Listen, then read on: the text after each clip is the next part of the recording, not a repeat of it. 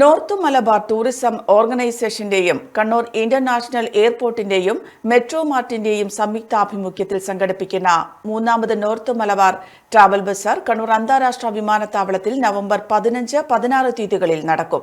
രാജ്യത്ത് തന്നെ ആദ്യമായാണ് ഒരു എയർപോർട്ട് ട്രാവൽ മാർട്ടിന്റെ വേദിയാകുന്നതെന്ന് സംഘാടകർ വാർത്താസമ്മേളനത്തിൽ പറഞ്ഞു. വിനോദസഞ്ചാര മേഖലയിൽ നിന്നുള്ള 100ഓളം സ്ഥാപനങ്ങൾ തങ്ങളുടെ ഉൽപ്പന്നങ്ങളും സേവനങ്ങളും 500ഓളം ക്ഷണിക്കപ്പെട്ട ടൂർ ഓപ്പറേറ്റർമാർക്ക് മുൻപാകെ അവതരിപ്പിക്കുമെന്നും സംഘാടകർ പറഞ്ഞു. North Malabar travel bazaar Kannur international airport വെച്ച് നടത്താൻ പോകും.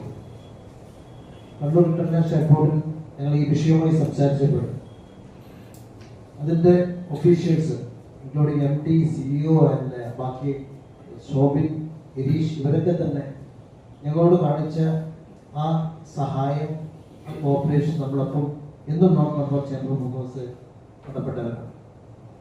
അതുപോലെ തന്നെ 2 ട്രാവൽ ബസ്സാണ് നമ്മൾ നടത്തി കഴിഞ്ഞിട്ട് സൂചിപ്പിച്ച പോലെ ആദ്യമായി ട്രാവൽ ബസ് 2023 കൃഷ്ണ ബീച്ച് റിസോർട്ടിൽ വെച്ചു.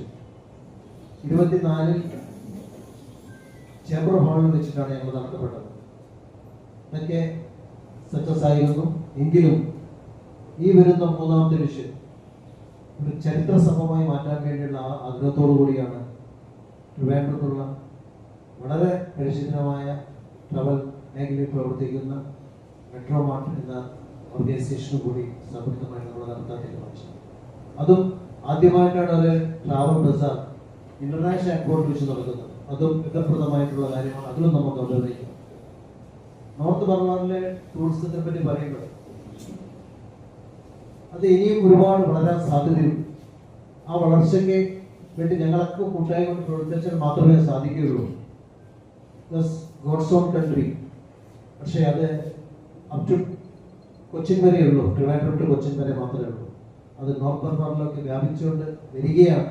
എങ്കിലും അതിന് ഒരുപാട് വ്യത്യാസങ്ങൾ കഴിഞ്ഞ 2-3 വർഷമായിട്ടുണ്ട് എന്ന് തന്നെ പറയാൻ കഴിയും. കാരണം നോർത്ത് മലബാറിലെ ഡെസ്റ്റിനേഷൻസ് പല ആൾക്കാർക്ക്, ഇവൻ കേരളത്തിലുള്ള ആൾക്കാർ മാത്രമല്ല, ഞങ്ങൾ അടുത്ത പ്രദേശത്തുള്ള ആൾക്കാർ പോലും ഇവിടുത്തെ ഡെസ്റ്റിനേഷനെ പറ്റി കാര്യമായ വിവരമൊന്നുമില്ല, അറിയില്ല അവർക്ക്. ഇവിടെ ആൾക്കാരൊക്കെ വളപട്ടണത്തും നീലേശ്വരത്തും പോയി ഹൗസ് ബോട്ടിൽ ഇവരുടെ സമയത്ത് ആൾക്കാർ ഇവിടെ നിന്ന് ട്രെയിൻ പിടിച്ചും ബസ് പിടിച്ചും കാർ പിടിച്ചൊക്കെ പോകുന്നത് ആലപ്പിയിലേക്കാണ്.